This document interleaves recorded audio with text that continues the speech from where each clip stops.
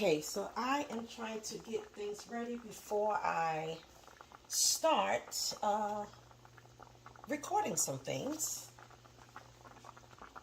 I'm making some home fries for breakfast. It might be brunch in a minute.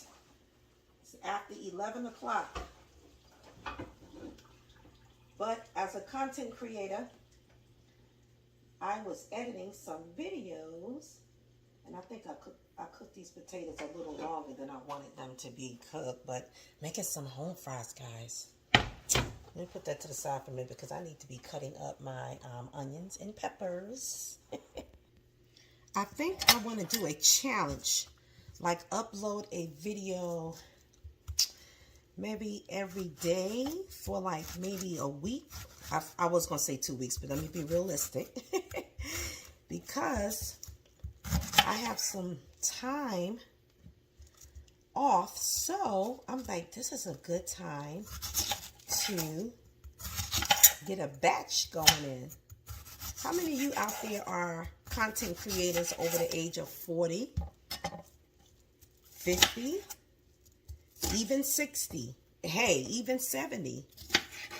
And I want to know, what's your challenge with content creation, uploading videos, coming up with topics to talk about? Surely when you sit down for a moment, you can think of a lot of stuff because there's some experience. We have lived up to this part, and we have a lot that we can teach others as well from our experience, sharing our story, even our professional experience, our careers, our jobs. We can teach on life skills, lessons learned, how to heal. I mean, there's so many different topics we can think of at our age. So I'm really encouraging someone who really wants to be a content creator. You watch a lot of content. You watch a lot of videos on YouTube. And deep down inside, you're like, I like to do that too. I don't know what's holding you back. I don't know if it's fear. I don't know if you feel like you have imposter syndrome.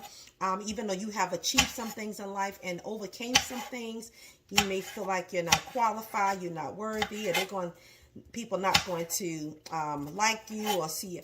All of these things that can go through your head, okay? Everybody has something to offer.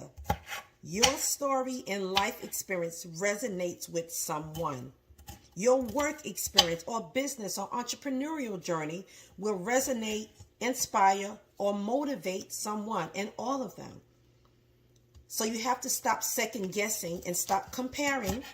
Because what's the saying? Comparison is the thief of joy. You start focusing so much on what other people are doing and how they do it. Stuff is coming together, y'all. Nothing like some homemade home fries. Homemade home fries. And this thing is not as sharp as it was when I first got it. I got some sea salt. I got my garlic powder. This is like a lifestyle video today. I got my onion powder. I put some sea salt in the water when I boiled it, but I put some more Himalayan pink sea salt. I might put a little turmeric. I've been cooking with more turmeric now. Just being intentional about strengthening and building, maintaining good immune system. So again, even though we should always be conscious of our health when we're younger, we know as we get older too, we really got to be intentional and prevent. Everything should be preventative, but that's how we should cook, right? And live. I'll be back again. Ooh, brunch is coming out good.